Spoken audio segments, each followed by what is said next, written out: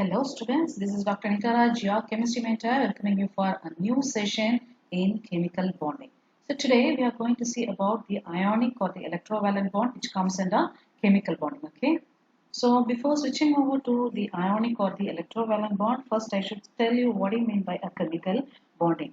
See, actually according to Kozel and Lewis, during the formation of a chemical bond, atoms will be coming together either by gaining, losing, or sharing up of electrons in such a way that they acquire a stable noble gas configuration.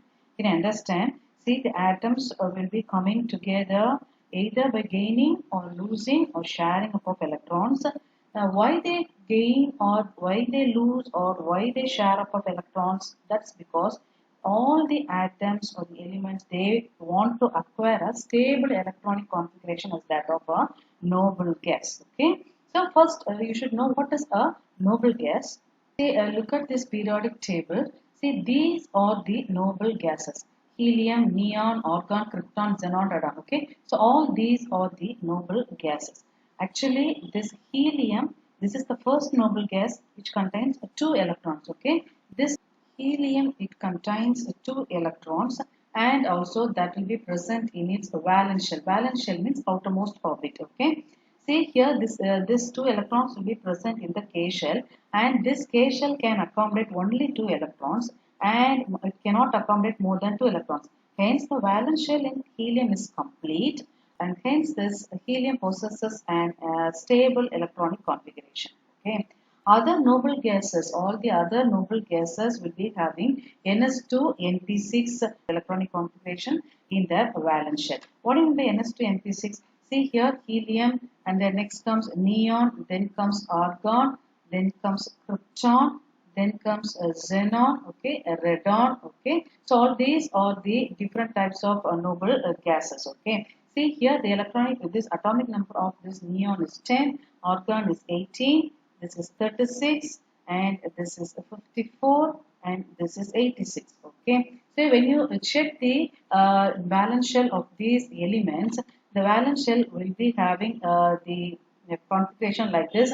This is 1s2, this is 2s2, 2p6, this is 3s2, 3p6, okay, this is 4s2, 4p6, 5s2, 5p6, this is 6s2, 6p6.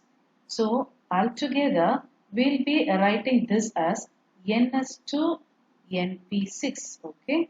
General electronic configuration in the valence shell of these noble gases will be having this type of electronic configuration, that is ns2 np6, okay. See here, this configuration is said to be very stable. So the noble gases are already in a state of maximum stability, and therefore they do not enter into any chemical combination under normal conditions. Okay. That when you are taking into account all the other elements present in this periodic table, the valence shell electronic configuration of all these elements will be entirely different from that of the noble gas electronic configuration. See, when you are taking into the other elements present in the periodic table, they will be having electrons lesser than 8, okay, in their valence shell.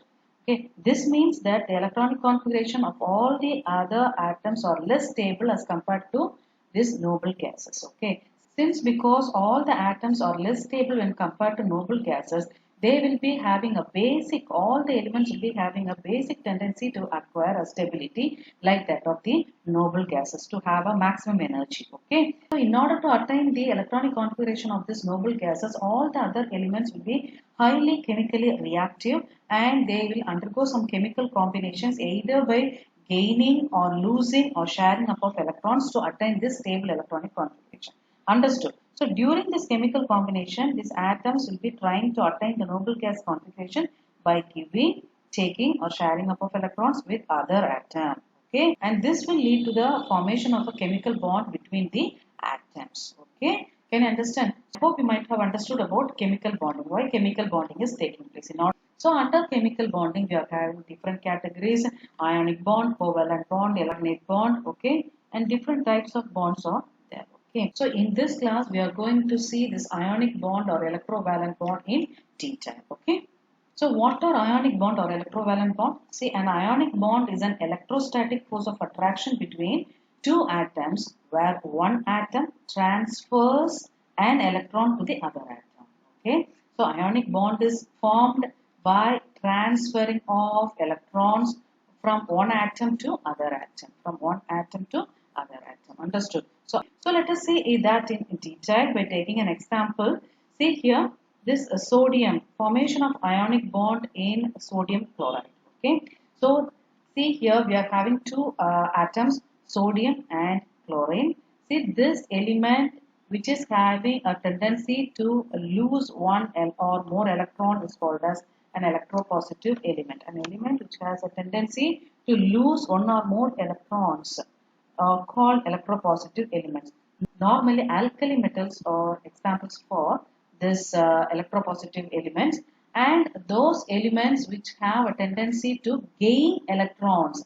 See here, this chlorine is accepting electron from sodium. So those elements which has a tendency to gain electrons are called as electronegative elements. Example, halogens. Okay, halogens are examples for this category. Okay.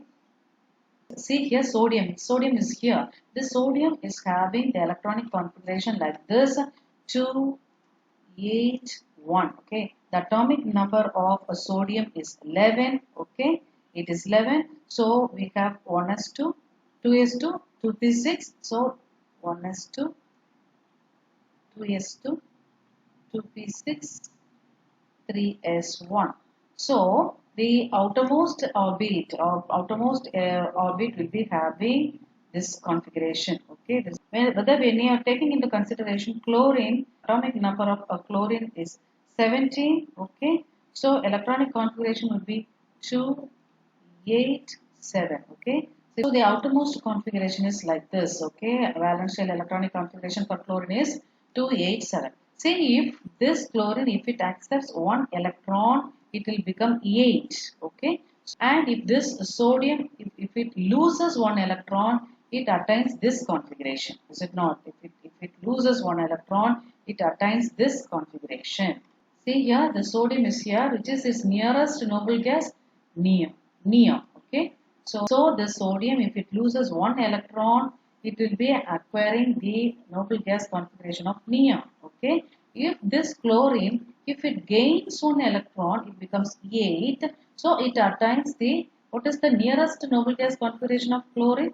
Chlorine, it is argon, is it not? So it will attain the nearest noble gas configuration of this argon. Argon atomic number is 18, whereas chlorine it is 17. This sodium it is 11. Okay, whereas neon it is 10. So both will be attaining the electronic configuration of the noble gases. Okay, so what happens? There will be transfer of electrons. So the element which has a tendency to lose one electron is said to be electropositive, and that element and the other element which has a tendency to accept and one electron is said to be electronegative. Okay. Now see the valence shell configuration of a sodium. See, this is the outermost orbit. You could see one electron here. In the first shell we are having 2 electrons. In the second shell we are having 8 electrons. And in the final one we are having 1 electron. Not so. 2, 8, 1. Check chlorine. In the first we are having 2. In the second we are having 8. And in the third we are having 7. Okay. So now what is going to happen? A chemical reaction is going to take place. According to Kozel, he says that when two electropositive and electronegative elements combine together, one or more electrons will be getting transferred from the former to the later. Okay, from the former, that is from electropositive to the electronegative. And due to this transfer of electrons, the electropositive element will be getting converted to a cation, and the electronegative element will be getting converted to an anion. So that you can see here. See here, this is a sodium, okay, and it is losing one electron. When it loses one electron, it becomes a positive. When it is losing one electron is nothing but it is having a negative charge. When it loses one electron, it becomes positive. So this is called as cation. Okay, this sodium is getting converted to a cation. Okay, now when this electron is accepted by chlorine, okay, gains a negative charge, okay. So this is called as an anion, okay. So this is anion, okay, and this is cation, okay. So the electropositive element is getting converted to a cation by losing one electron, and the electronegative element is getting converted to an anion by accepting one electron, okay. Now see, this is cation and this is anion, okay. Because of this mutual electrostatic force of attraction between these two ions, the ionic bond is formed between these two, and this is called as ionic bond or electrovalent bond, okay. So due to this is so since because it is a positive and negative ion, a mutual attraction will be there in between these two ions, cation and the anion. So automatically that forms a bond which is called as ionic bond or electrovalent bond. Understood, students? So now this is the formation, sodium chloride molecule. So see, the anions formed always achieve an inert gas configuration while forming the bond, okay. So as I told you earlier, both or every element will be having a tendency to acquire the inert gas configuration. Of this anions always achieve an inert gas configuration while forming the bond. What is inert gas configuration? It is either NS2 or NS2 NP6. Is it not? NS2 NP6. Okay, NS2 means NS2 alone means NS2 means it is helium. Okay, NS2 NP6 configuration means the other inert gas configurations. Okay, while the cations formed may achieve any type of configuration. So different types of configuration is possible by a cation. So first one is inert gas configuration. Inert gas configuration means it will be NS2, either NS2 or NS2 NP6. Okay, NS2 NP6. See, it's different. Can you understand? Anions, they will be having a tendency to form only the inert gas configuration. This one, anions, okay, negative charged ions. Whereas the positively charged ions, cations, they may achieve any type of configuration. Let me explain the different types of configuration, what these cations are getting. First one is inert gas configuration, either it forms NS2 or NS2 NP6. The next type of configuration is pseudo gas configuration, pseudo inert gas configuration, okay. Pseudo inert gas configuration is false. So here this is NS2, NP6, then ND10. Okay, this is another type of configuration. This is also possible. And another type of configuration is inert pair configuration. Okay, it is inert pair configuration. Inert pair configuration. That is along with this is 18. This is not NS2, NP6, ND10. We totally check it is 18. 18 plus 2 electronic configuration.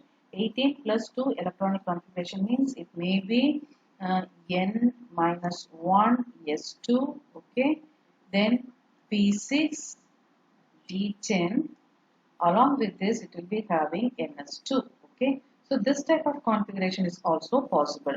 Inert pair configuration, that is along with this inert pair configuration plus 2 electronic configuration will also be there, it is possible, okay. And the next one is irregular configuration. We have irregular configuration also, it's possible. And next we are going to see about the nature of ionic compounds, okay. See here the cations and anions of these compounds are held together by electrostatic force of attraction, that we all know.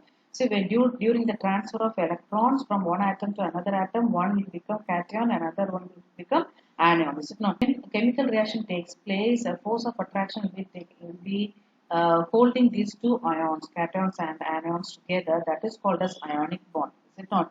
And obviously, these ionic compounds are polar in nature. These compounds are polar in nature. What do you mean by polar?